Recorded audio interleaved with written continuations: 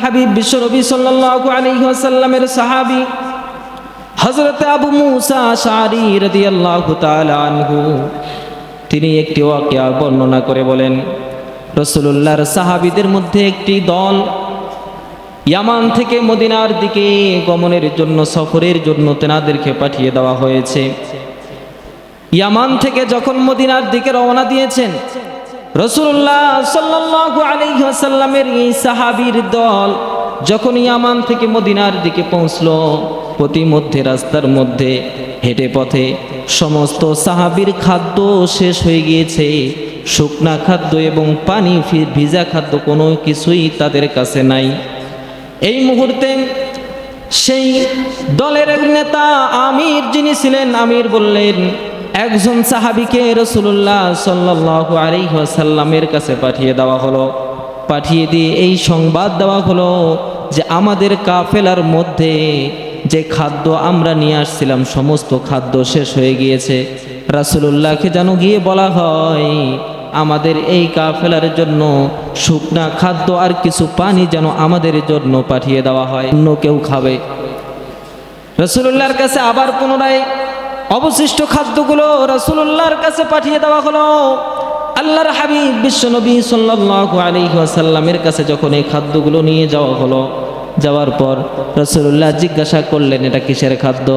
সাহাবীরা বললেন, ইয়া রাসূলুল্লাহ, ইয়া হাবিবাল্লাহ, আপনি যে খাদ্য আমাদের জন্য পাঠিয়েছিলেন সে খাদ্যগুলো সবগুলো প্রয়োজন হয় নাই, যতটুকু প্রয়োজন ছিল খেয়েছি, অবশিষ্টগুলো আমরা আপনার কাছে নিয়ে এসেছি।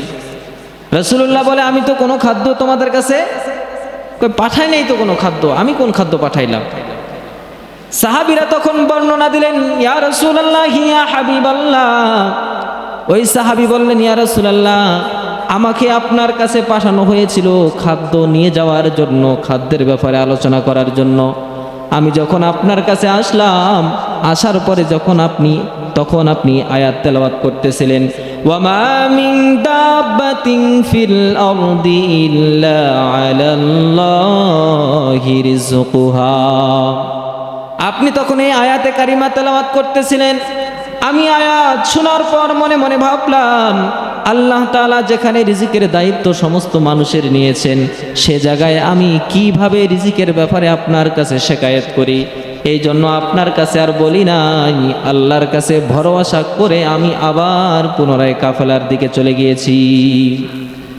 রাসূলুল্লাহ সাল্লাল্লাহু আলাইহি ওয়াসাল্লাম বলে, বুঝতে পারছি যে খাদ্য তোমাদের কাছে এসেছে এই খাদ্য দুনিয়ার কোনো মানুষ পাঠায় নাই, আল্লাহ তাআলা স্বয়ং জান্নাত থেকে সাহাবীদের জন্য খাদ্য পাঠাইছে।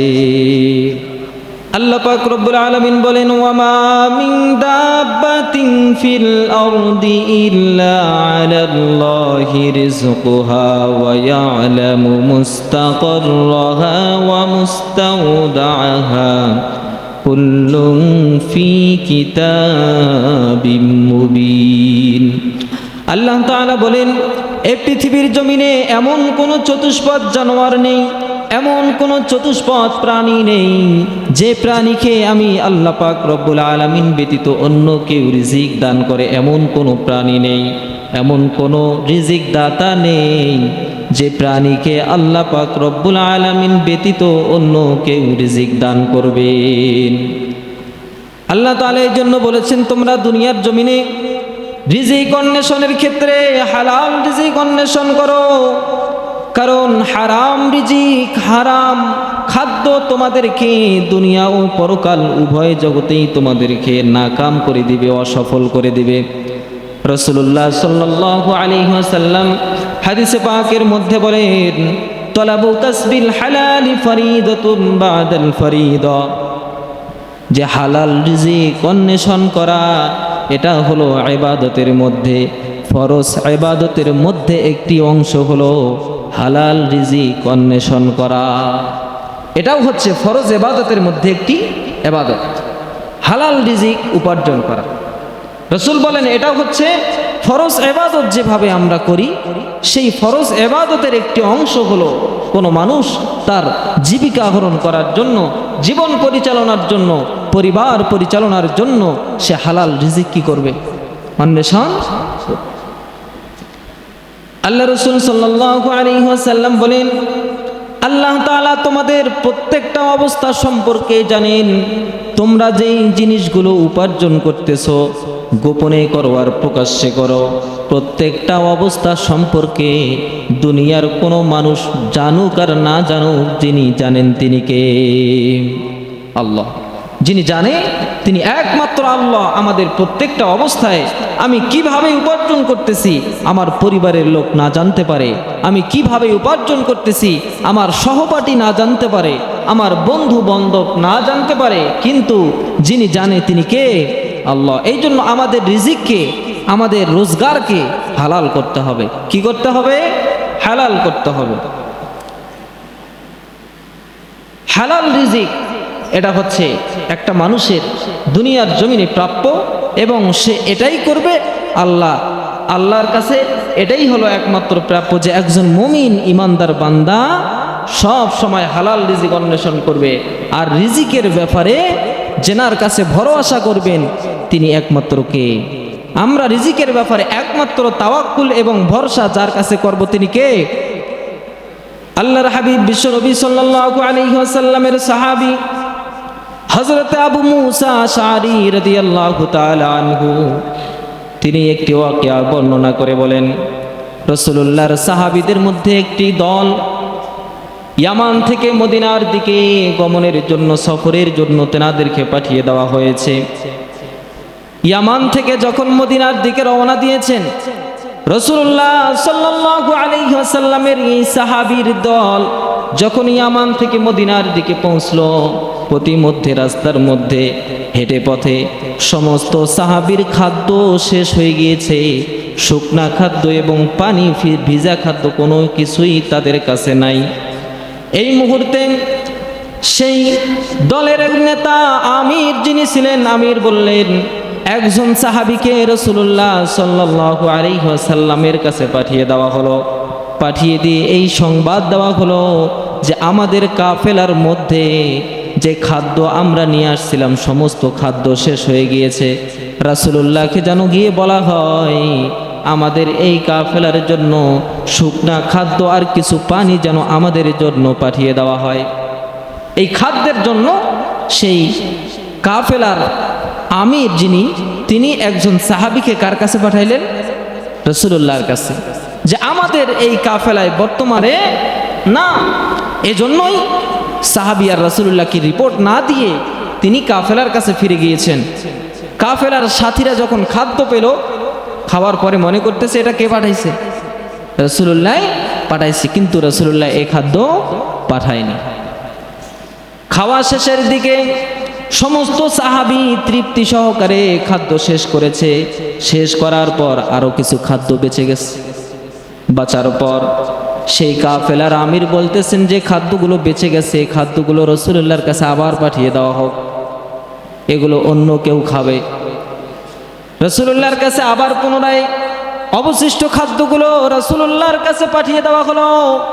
আল্লাহর হাবিব বিশ্বনবী সাল্লাল্লাহু আলাইহি ওয়াসাল্লামের কাছে যখন এই খাদ্যগুলো নিয়ে যাওয়া হলো, যাওয়ার পর রাসূলুল্লাহ জিজ্ঞাসা করলেন এটা কিসের খাদ্য? সাহাবীরা বললেন ইয়া রাসূলুল্লাহ ইয়া হাবিবাল্লাহ, আপনি যে খাদ্য আমাদের জন্য পাঠিয়েছিলেন সে খাদ্যগুলো সবগুলো প্রয়োজন হয় নাই, যতটুকু প্রয়োজন ছিল খেয়েছি, অবশিষ্টগুলো আমরা আপনার কাছে নিয়ে এসেছি। রাসূলুল্লাহ বলে আমি তো কোনো খাদ্য তোমাদের কাছে পাঠাই নাই, তো কোনো খাদ্য, আমি কোন খাদ্য পাঠাইলাম? সাহাবীরা তখন বর্ণনা দিলেন ইয়া রাসূলুল্লাহ ইয়া হাবিবাল্লাহ। ওই সাহাবী বললেন ইয়া রাসূলুল্লাহ, আমাকে আপনার কাছে পাঠানো হয়েছিল খাদ্য নিয়ে যাওয়ার জন্য, খাদ্যের ব্যাপারে আলোচনা করার জন্য। আমি যখন আপনার কাছে আসলাম, আসার পরে তখন আপনি আয়াত তেলাওয়াত করতেছিলেন ওয়ামা মিন দাব্বাতিন ফিল আরদি ইল্লা আলাল্লাহি রিজকুহা। আপনি তখন এই আয়াতে কারিমা তেলাওয়াত করতেছিলেন। আমি আয়াত শোনার পর মনে মনে ভাবলাম আল্লাহ তাআলা যেখানে রিজিকের দায়িত্ব সমস্ত মানুষের নিয়েছেন, সে জায়গায় আমি কিভাবে রিজিকের ব্যাপারে আপনার কাছে শিকায়েত করি। এই জন্য আপনার কাছে আর বলি নাই, আল্লাহর কাছে ভরসা করে আমি আবার পুনরায় কাফেলার দিকে চলে গিয়েছি।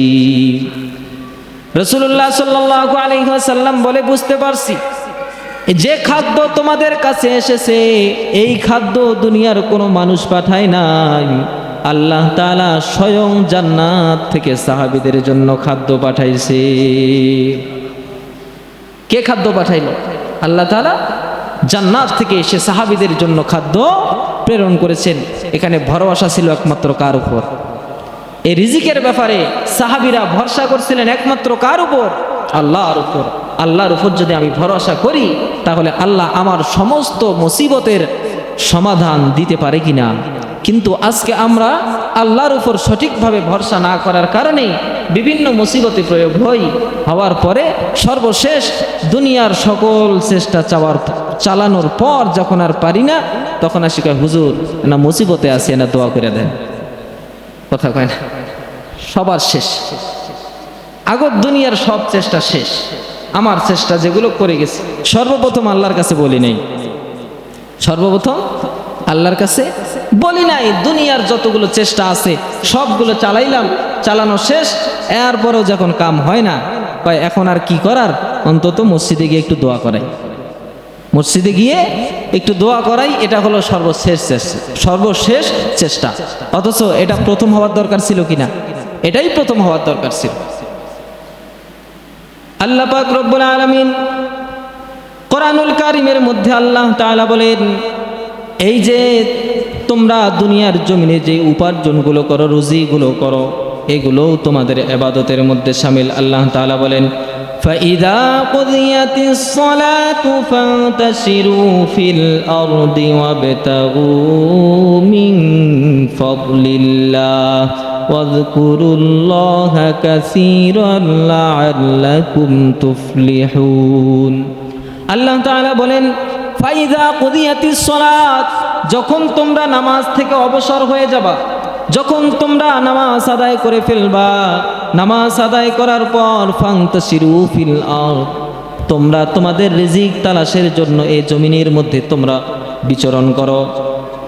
তোমরা যখন আল্লাহর হুকুম আদায় করার পর আল্লাহর জমিনে তোমাদের রিজিক তালাশের জন্য, অন্বেষণের জন্য যখন তোমরা বিচরণ করবা, মিন ফাদলিল্লাহ, সেখানে জেনার রহমত আর দয়া আসবেন তিনি কে? আল্লাহ। তোমরা যখন আল্লাহর ইবাদতগুলো আদায় করার পর তোমাদের রিজিক অন্বেষণের জন্য এই জমিনে যখন বিচরণ করবা, তখন সে রিজিকের ব্যাপারে, সে রিজিকের মধ্যে বরকত আর রহমত যিনি দিবেন তিনি কে? কিন্তু অথচ বলা হয়, আমরা যদি কাউকে বলি ভাই নামাজ পড়েন, সে বলে কাজের চাপে নামাজ পড়তে পারি না। এর রিজিকের মধ্যে কি বরকত আসবে? কথা বলে না, বরকত আসবে? আবার যুক্তিও দেয়, আল্লাহ কি ওই যে কাজ বাদ দিয়ে নামাজ পড়ে কইছে? কয় জান বাঁচা ফরজ। জান বাঁচা কি? হায় রে ভাই, কি মুসিবত, মানুষের সাথে চালা বলো মুশকিল। কয় জান বাঁচা ফরজ হুজুর, আগে নিজের জীবন বাঁচিলে তারপর নামাজ পড়বো, এরকম বলে কিনা? হ্যাঁ, পরকালে যখন মুসিবত আর আযাব যখন সামনে আসবে, তখন বলবে আবার যদি দুনিয়াতে যেতে পারতাম, সারা জীবন খালি সেজদায় পড়ে থাকতাম। এই মানুষের কথাগুলো হবে এরকম। দুনিয়াতে বলতেছে কি যে কাজ বাদ দিয়ে নামাজ পড়তে কে বলছে? হ্যাঁ, দুনিয়াতে মানুষের কথা হলো এরকম, তাই না? যে জীবন বাঁচাও আগে, পরে ইবাদত। আর যখন পরকালে যাবে, সামনে যখন জাহান্নাম দেখতে পারবে, বাম হাতে আমলনামা চলে আসবে, তখন কি বলবে? তখন বলবে আল্লাহ যদি আর একটা সুযোগ আমাকে দিত, আর দুনিয়ার জমিনে যদি আমি 1000 বছরও বেঁচে থাকতাম, পুরো 1000 বছরেই সেজদায় কাটিয়ে দিতাম। এই একই মানুষের দুনিয়াতে বর্তমান এক কথা, পরকালে গেলে আর এক কথা হবে। এই জন্যই আল্লাহ বলছেন, প্রথম কথাই বললেন ফাইদা কুদিয়াতিস সালাত, আগে তোমরা নামাজ শেষ করো। আগে তোমরা কি করো? নামাজ শেষ করো। তারপরে ফান্তাশিরু ফিল আরদ, তোমরা জমিনে বিচরণ করো তোমাদের রিজিক অন্বেষণের জন্য। মিন ফাদলিল্লাহ ওয়াবতাগু মিন ফাদলিল্লাহ, আল্লাহ পাক রব্বুল আলামিন তোমাদের জন্য যে সমস্ত নিয়ামত, যে সমস্ত রিজিক, যে সমস্ত রহমত রেখেছেন, এগুলো তোমরা অন্বেষণ করে করে নাও। আমি যদি আল্লাহর হুকুমটা পালন না করি, নামাজ যদি আদায় না করি, তাহলে যে রিজিকগুলা উপার্জন করব, এখানে কি আল্লাহ তাআলার সবচেয়ে বড় রহমত সেখানে লুকায়িত থাকবে? হ্যাঁ, আল্লাহ পাক রব্বুল আলামিন বলেন, তোমরা হালাল রিজিক উপার্জন করো এবং হালাল রিজিক খাও। এটাই হলো একটা মুমিনের জন্য, একটা মুমিনের কাছে পাওয়া। আল্লাহ তাআলা বলেন, ইয়া আইয়ুহান নাসু কুলু মিম্মা ফিল আরদি হালালান তাইয়্যিবান ওয়া লা তাত্তাবিউ খুতুওয়াতিশ শাইতান ইন্নাহু লাকুম আদুউম মুবিন।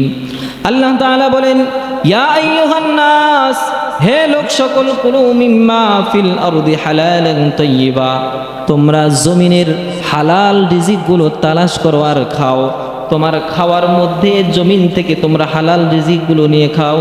ওয়ালা তাত্তাবিউ খুতুওয়াতিশ শাইতান, এবং তোমরা কখনোই শয়তানের পদস্থলন অনুসরণ করো না।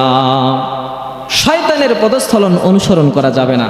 এখানে রিজিকের ক্ষেত্রে আল্লাহ তাআলা শয়তানের পদস্থলন অনুসরণ করতে নিষেধ করলেন। তাহলে এই পদস্থলন হবে হারাম রিজিক। কি রিজিক? হারাম রিজিকের ক্ষেত্রে তোমরা হারাম রিজিকের পিছনে দৌড় দিও না। হারাম রিজিক যেখানে আছে মনে করবা এই কাজটা হলো কার? শয়তানের। কার কাজ? শয়তানের কাজ। আর এই হারাম রিজিকের পিছনে যদি তোমরা তোমাদেরকে নিয়োজিত করো, দৌড়াও, তাহলে তুমি মুসিবতে পড়বা। পরকালে তোমাকে জাহান্নাম ছাড়া আর কিছুই মিলবে না। আল্লাহ পাক রব্বুল আলামিন বলেন, এ শয়তান তোমাদের জন্য চিরশত্রু। ইন্নাহু লাকুম আদুউম মুবিন, এ শয়তান হলো তোমাদের জন্য স্পষ্ট একটা শত্রু। এ দুনিয়ার জমিনে প্রত্যেকটা ক্ষেত্রে শয়তান মানুষকে পিছিয়ে দেওয়ার চেষ্টা করে। এই জন্য তোমরা জমিন থেকে হালাল রিজিকগুলো তালাশ করো আর সেগুলোর পিছনেই ছোট। শয়তানের পদস্থলন করে তোমরা হারাম রিজিকের দিকে দৌড় মেরো না। তাহলে হারাম রিজিকের পিছনে ছুটা যাবে যাবে না। আল্লাহ পাক রব্বুল আলামিন মুমিন মুসলমানদেরকে উদ্দেশ্য করে আল্লাহ তাআলা বলেন, ইয়া আইয়ুহাল্লাযীনা আমানু কুলু মিন তাইয়্যিবাতি মা রাযাকনাকুম ওয়াশকুরু লিল্লাহি ইন কুনতুম ইয়্যাহু তা'বুদুন। আল্লাহ তাআলা বলেন, ইয়া আইয়ুহাল্লাযীনা আমানু, হে ঈমানদারগণ, কুলু মিন তাইয়্যিবাতি মা রাযাকনাকুম, তোমরা খাও ওই সমস্ত রিজিক, ওই সমস্ত জিনিস যেগুলো পবিত্র আকারের রিজিক আমি তোমাদেরকে দিয়েছি, সেই পবিত্র হালাল রিজিকগুলোই তোমরা খাও। ওয়াশকুরু লিল্লাহ, এবং আল্লাহ তাআলার শুকর আদায় করো। ইন কুনতুম ইয়্যাহু তা'বুদুন, যদি তোমরা আল্লাহ তাআলার ইবাদতকারী বান্দা হতে চাও। তাহলে আমার ইবাদত আল্লাহর কাছে গ্রহণ হবে যদি আমার খাদ্য কি হয়? হালাল হয়। অনেক মসজিদের কমিটি আছে, অনেক বাইরে খুঁজে দেখবেন, মসজিদের যিনি সভাপতি ইনি হলো সুদখোর। কথা হয় না? প্রথম কাতারে বসে থাকে, থাকে না? ওর ইবাদত আগে কবুল হচ্ছে, হ্যাঁ আগেই। তাহলে দেখেন আল্লাহ তাআলা শর্ত দিয়ে দিয়েছেন, ইবাদত কবুল হওয়ার জন্য শর্ত হলো আমি যে খাদ্যটা খাচ্ছি এটা কি হতে হবে? হালাল। অর্থাৎ ইবাদত কবুলের পূর্ব শর্ত আমার রিজিক হালাল হতে হবে। আমার রিজিক কি হতে হবে? হালাল হতে হবে। আমি যদি হারাম খাদ্য খেয়ে মসজিদে এসে কপাল কালো করে ফেলি, একটা ইবাদত আল্লাহর কাছে কবুল হবে? অন্যের হক মেরে খাই সারা জীবন আর মসজিদের বড় মুসল্লি আমি, তার মানে আল্লাহর প্রিয় বান্দা আগত আমি? হ্যাঁ না, আল্লাহর সবচেয়ে নাফরমান বান্দা হবে সে যে হালাল রিজিক দ্বারা নিজের শরীরের রক্ত মাংস গড়াইছে, গড়ানোর পর আবার সেই নাপাক শরীর নিয়ে মসজিদে এসে ইবাদত করে। এক নাম্বার তো সে নিজের নাপাক শরীর নিয়ে আল্লাহর পবিত্র ঘরে ঢুকলো, কথা বলে না। এই নাপাক শরীর আল্লাহর ঘর মসজিদের জন্য নয়। আপনি যদি এগুলো থেকে বাঁচতে চান আগে তওবা করেন, তওবা করে তারপর মসজিদে আসেন, ঠিক কিনা?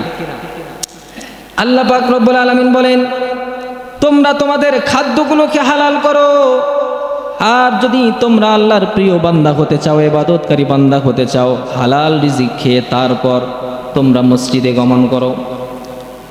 কারণ হালাল রিজিক না খেলে, হালাল রিজিক ছাড়া তোমাদের ইবাদত আল্লাহর কাছে কবুল হবে না। আল্লাহ পাক রব্বুল আলামিন বলেন, ইয়া আইয়ুহার রাসূলু কুলু মিনাত তাইয়্যিবাতি ওয়া আমিলু সলিহান ইন্নী বিমা তা'মালুনা আলীম। আল্লাহ পাক রব্বুল আলামিন বলেন, ইয়া আইয়ুহার রাসূল, যেভাবে আল্লাহ তাআলা মুমিন ইমানদারকেও আল্লাহ পাক রব্বুল আলামিন হালাল খাদ্যের কথা বলেছে, এইটার দিকে তাকিদ করার জন্য আল্লাহ তাআলা রাসূলদেরকেও বলেন, ইয়া আইয়ুহার রাসূল কুলু মিনাত তাইয়্যিবাত। রাসূলদেরকেও বলে, হে রাসূল তোমরা হালাল রিজিক খাও। কি খাও? আল্লাহর নবীরা, আল্লাহর রাসূলরা কি হারাম রিজিক খাইতে পারে? হ্যাঁ, তারপরেও আল্লাহ তাআলা নবীদের ক্ষেত্রে কথা বললেন কেন? এই কথার অর্থাৎ হালাল রিজিকের ব্যাপারে তাকিদ দিলেন, গুরুত্ব দিলেন, যেটার কত গুরুত্ব বুঝো। যেখানে নবীদেরকেও আল্লাহ তাআলা বলছেন তোমরা হালাল রিজিক খাও। নবীরা কি কোনোদিন হারাম রিজিক খাইছে? এরপরও এই কথা বলার কারণ কি? যেন মানুষ এটা গুরুত্ব বুঝে, এটার গুরুত্ব যেন মানুষের বুঝে আসে। আল্লাহ পাক রব্বুল আলামিন বলেন, এই হালাল রিজিক ছাড়া তোমাদের দুনিয়ার জমিনে কোথাও তোমরা কোনো জায়গায় ইবাদত করলে তোমাদের ইবাদত কবুল হবে না। এই জন্যই রাসূলুল্লাহ সাল্লাল্লাহু আলাইহি ওয়াসাল্লাম বলেন, তলাবু কাসবিল হালাল। আল্লাহ রাসূল সাল্লাল্লাহু আলাইহি ওয়াসাল্লাম বলেন, তলাবু কাসবিল হালালি ফরিদাতুন বাদাল ফরিদা। এই হালাল রিজিক অন্বেষণ করা এটা হচ্ছে ফরজ ইবাদতের মধ্যে একটি ইবাদত। ফরজ ইবাদতের মধ্যে একটি ইবাদত। আবার কি করে? এই ফরজ মনে করি নামাজে বাদ দিয়া কয় আগত ওই ফরজ আদায় করি তারপরেই ফরজ। হ্যাঁ, করে কিনা? মানুষের সাথে পারা বড় মুশকিল। মানুষকে এদিক দিয়ে ধরবেন তো আর এক দিক দিয়ে পেঁচায়। আল্লাহ এই জন্য সব পেঁচ বন্ধ করে দিয়া সূরাতুল জুমায় আল্লাহ তাআলা সে কথা বলে দিয়েছেন, আগে নামাজ শেষ করো, তারপর জমিনে অন্বেষণ করো তোমাদের রিজিকের ব্যাপারে। আগে কি শেষ করতে বলছে? ফাইদা কুদিয়াতিস সালাত ফান্তাশিরু ফিল আরদ। আগে নামাজ শেষ করো, তারপরে তোমার রিজিক তুমি অন্বেষণ করো আল্লাহর জমিনে। আল্লাহ তোমার জন্য যে রহম করম, তোমার জন্য যে রিজিক হালাল রিজিক রেখেছেন, এটা তারপরে তুমি অন্বেষণের জন্য জমিনে যাও। এখন বলবেন যে আগে জীবন বাঁচাই তারপর নামাজ, এটা বলার সুযোগ আছে? নামাজ পড়লে জীবন বাঁচবে এটা বলার সুযোগ আছে? কারণ আমি ইবাদত করে যখন আল্লাহর ফরজ বিধানগুলো পালন করব, করার পরে যখন আরেক ফরজ বিধানে নামবো হালাল রিজিক অন্বেষণের ব্যাপারে, সেখানে কি আল্লাহ আমার প্রতি রহম করবে না, দয়া করবে না? অবশ্যই করবে। আপনার রুজি হয়তো 2 টাকা কম হতে পারে, কিন্তু সেখানে রহমত আর বরকত যিনি দিবেন তিনি কে? এটা মানতে হবে। আপনি হারাম রিজিক উপার্জন করে করে যদি সম্পদের পাহাড় বানিয়ে ফেলেন, এই সম্পদের পাহাড়কে একটা সেকেন্ড লাগবে না আল্লাহর যে এই সম্পদের পাহাড়কে ধ্বংস করার জন্য। লাগবে? একটা সেকেন্ডও লাগবে না। এই সম্পদের পাহাড় নিমিষেই শেষ হয়ে যাবে। আগুন লাগলে এক রাতে সব শেষ। কথা বলে না? এমন অসুস্থতায় পড়ে যাবেন, 2 কিডনি ড্যামেজ, দেশেও চিকিৎসা হয় না, বাহিরেও চিকিৎসা হয় না, চিকিৎসার পিছনে আপনার লক্ষ কোটি সব শেষ। বাপের যেখানে ছিল সেখানেও শেষ। এরপরও ডাক্তার পরে ফলাফল দিল আর কোনো উপায় নাই, যে কয়দিন বাসে যা খাবার চাই দাও, এখন খাবার মতো আর কিছু নেই। হয় না? তাহলে এই হারাম রিজিকের পিছনে দৌড়াইয়া আমার কোনো লাভ হলো? লাভ হয়েছে? হালাল রিজিক অন্বেষণ করেন, সমস্ত রোগ বিধি থেকে যিনি আমাদের মুক্ত করবেন তিনি কে? হালাল রিজিক অন্বেষণ করেন, সমস্ত মুসিবত থেকে যিনি আমাদের রক্ষা করবেন তিনি কে? এই বিশ্বাস, এই আত্মবিশ্বাস আমাদের অন্তরে রাখতে হবে। আল্লাহ পাক রব্বুল আলামিন, আল্লাহ তাআলা বারবার বললেন তোমরা হালাল রিজিক অন্বেষণ করো। হালাল রিজিক একমাত্রই পারে মানুষকে সমস্যার সমাধান দিতে। হালাল রিজিক এমন এক জিনিস যে হালাল রিজিকের কারণে মানুষের ইবাদতের স্পৃহা বাড়ে। এ জামানার একজন ইমাম ছিলেন, যেনার নাম ছিল ইমাম শাফিঈ রাহিমাহুল্লাহু তাআলা। ইমাম শাফিঈ রহমাতুল্লাহি আলাইহি তিনি একদিন তেনার ওস্তাদ ইমাম মাহমুদকে দাওয়াত দিয়েছেন। কি দিয়েছেন? দাওয়াত দেওয়ার পর ইমাম মাহমুদ রহমাতুল্লাহি আলাইহি তিনি কিছু সঙ্গী সাথী নিয়ে ইমাম শাফিঈ রহমাতুল্লাহি আলাইহির বাড়িতে আসলেন। আসার পর ইমাম শাফিঈ রহমাতুল্লাহি আলাইহি মনে করলেন এত বড় জামানার একজন ইমাম আমার বাড়িতে আসতেছেন, এত বড় আলেম একজন আমার বাড়িতে আসতেছেন, একটু ভালো করে খানা দানার ব্যবস্থা করুন। এত বড় হুজুর আসতেছে, জেনার মাসালা মাসাইল পরে মানুষ বড় আলেম হয়, তো উনি এইরকম একজন বড় জামানার মুজাদ্দিদ যিনি আমার বাড়িতে পদস্থলন করতেছেন, তেনার জন্য একটু ভালো কি করি আপ্যায়নের। ইমাম শাফির পরিবারের মানুষ, তেনার ছেলে মেয়ে সবাই খুশি যে এত বড় একজন হুজুর আমার বাড়িতে আসবে। হুজুর বাড়িতে আসছেন, আসার পর রাত্রের খানা সেই বাড়িতে হয়েছে, সাথী সঙ্গী নিয়ে আসছেন। তো সে বাড়িতে যখন খাইলো, খানার কিছু ধরন ইমাম শাফির পরিবারের ভালো লাগে নাই। কি লাগে নাই? ভালো লাগে নাই। কয় এত পরিমাণ খাইছে, মনে হয় যেন তার খাদ্য দেখে মনে হয়েছে ইনি মনে হয় 1 মাস থেকে না খেয়ে আসছে। কয় ইমাম আহমদ এত পরিমাণ খাইছে। খাওয়ার পর বলছেন আমাকে আমার রুম দেখাই দেন, আমি রুমে যাব, আমি বিশ্রামের জন্য যাব।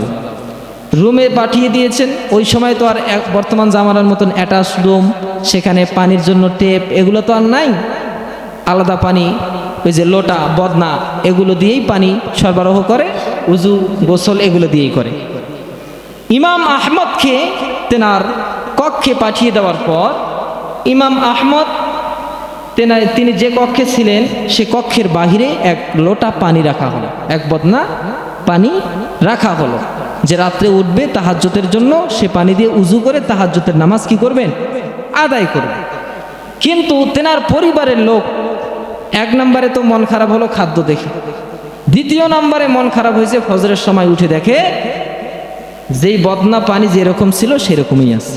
তার মানে রাতে উজুও করে নাই, নামাজও। এটা হলো ধারণা, এটা হলো কি ধারণা।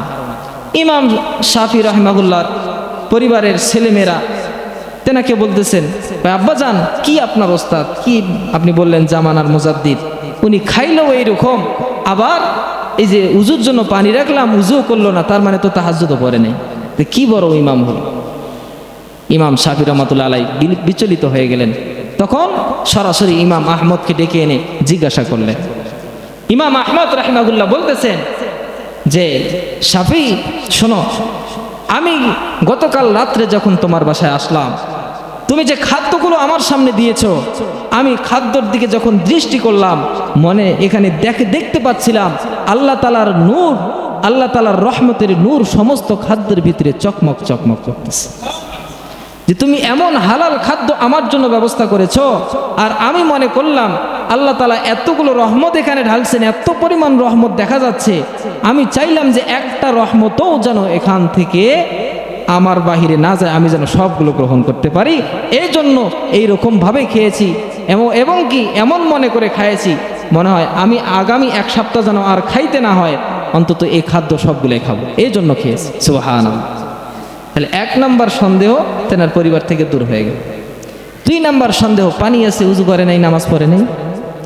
এই সন্দেহ দূর করার জন্য তিনি বললেন, ইমাম শাফি হয়তো মনে করতেছো খাদ্য খেয়ে এমন ঘুম দিছি বেচারা মনে হয় ফজরের নামাজও আর পড়ে নেই, ফজরের নামাজও আর। ইমাম শাফি বলেন, আমি এই খাদ্য খেয়ে এমন এনার্জি পেয়েছি, সারা রাত আমার 2টা ফায়দা হয়েছে। কয়টা ফায়দা? 2টা ফায়দা। 1 নম্বর ফায়দা, আমি সারা রাত ঘুমাই নাই, আজকে এই এশার উজু দিয়ে ফজরের নামাজ পড়তে পেরেছি। সুবহানাল্লাহ। তা যে এশার উজু দিয়ে ফজরের নামাজ পড়ছে, তার বদনার পানির আর দরকার আছে? হ্যাঁ, দরকার আছে। তাহলে এই বদনার পানির আর দরকার নাই, এই সন্দেহ পরিবার থেকে দূর হয়ে গেল।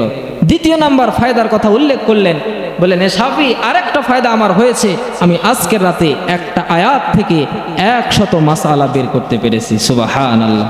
কয় 100 এমন মাসালা বের করছি যে মাসালাগুলো এতদিন আমি বুঝতে পারি নাই। সুবহানাল্লাহ। আর এইগুলো হয়েছে একমাত্র আজকের এই হালাল পবিত্র খাদ্যগুলোর কারণে। সুবহানাল্লাহ। তাহলে হালাল পবিত্র খাদ্যের মাধ্যমেই মানুষের এলেম অর্জন হয়, হালাল পবিত্র খাদ্যর কারণেই মানুষের ইবাদতের জজবা তৈরি হয়, হালাল পবিত্র খাদ্যের কারণেই ইবাদতের প্রতি মানুষের আগ্রহ বেশি বৃদ্ধি পায়। মাঝে মাঝে যে কোন যে হুজুর নামাজ পড়তে মন চায় না, মনে করবেন আপনি হারাম খাদ্য খাচ্ছেন, হয়তো বুঝে খাইছেন, নয়তো না বুঝে খাইছেন, হয়তো কেউ আপনাকে খাওয়াইছে। আপনি যখন মনে করবেন ইবাদতের প্রতি আপনার স্পৃহা নষ্ট হয়ে গিয়েছে, আগ্রহ যোগ শোক নষ্ট হয়ে গিয়েছে, মনে করবেন আপনার ভিতরে কি ঢুকেছে? হারাম খাদ্য ঢুকেছেন।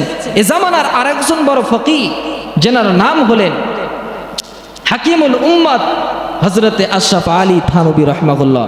তিনি ছোট্ট একটা কাহিনী উল্লেখ করছেন যে একটা ছেলে, যুবক ছেলে আর একটা মেয়ের সাথে তার বিবাহ শাদী বন্ধন হলো। বিবাহর পরে প্রথম রাত্রিতে তাদের কথোপকথন হলো যে আমাদের আজ থেকে তুমিও কোনোদিন হারাম খাদ্য ভক্ষণ করবা না, আমিও কোনোদিন হারাম খাদ্য ভক্ষণ করব না। রাত্রেবেলা দুইজনের মধ্যে এই চুক্তি হয়েছে। হওয়ার পর তাদের গর্ভে একটা সন্তান আসছে। আসার পর এই সন্তানটি যখন বড় হলো, ধীরে ধীরে ধীরে ধীরে যখন বাপের সাথে হাত ধরে চলাফেরার বয়স হয়েছে, হঠাৎ করে একদিন বাপ বাচ্চাকে নিয়ে বাজারের দিকে রওনা দিয়েছেন। বাচ্চা বাবার হাত ধরে যাচ্ছে বাজারে, আর একজন বড়াই বিক্রেতা, কি বিক্রেতা?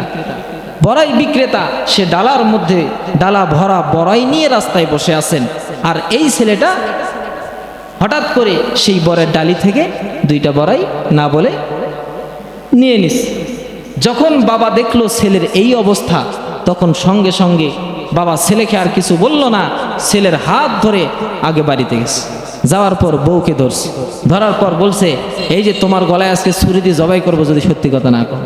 যদি কি কথা না কও, সত্যি কথা না কও, আজকে আমার ছেলে অন্যের বড়াই চুরি করলো কেন?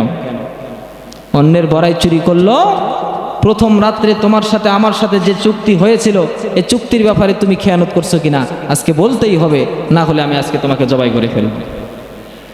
তখন সেই মহিলা বিচলিত হয়ে গেল। হওয়ার পর অনেকক্ষণ চিন্তার পর কয়, আমাকে একটু সময় দেন, আগে চিন্তা করি। চিন্তা করার পর বলতেছে, হ্যাঁ স্বামী, মনে পড়ছে। কয়, যখন এই বাচ্চা আমার গর্ভে ছিল, পেটে ছিল, তখন আমার টক খাইতে মন চাইছিল। তো আমাদের বাড়ির পাশে এই যে অমুকের বাড়ির একটা বড়ই গাছ, সেই বড়ই গাছের ডাল লম্বা হয়ে আমাদের বাড়ির এখানে এই যে কন্যারে যে ডালটা আছে, সেখান থেকে কিছু বড়ই আমাদের আঙ্গিনায় পড়ছিল। সে বড়ইটা আমি তাদেরকে না বলে খেয়ে ফেলছিলাম আজকে, যার কারণে মনে হয় আমার সন্তান অন্যের বড়াই চুরি করতে গেছে। কথা কি বুঝাইতে পারছি? তাহলে এই ফলাফলটা কিসের? কথা বলে না। ফলাফলটা হলো এটাই, বাবা মা যে কাজকর্ম হারাম খাদ্য খাইছে, যার কারণে সে হারাম খাদ্যের আসর কার উপর পড়ছে? সন্তানের উপর পড়ছে। এখন সন্তানও সেই একই কাজ করছে, সন্তানও সেই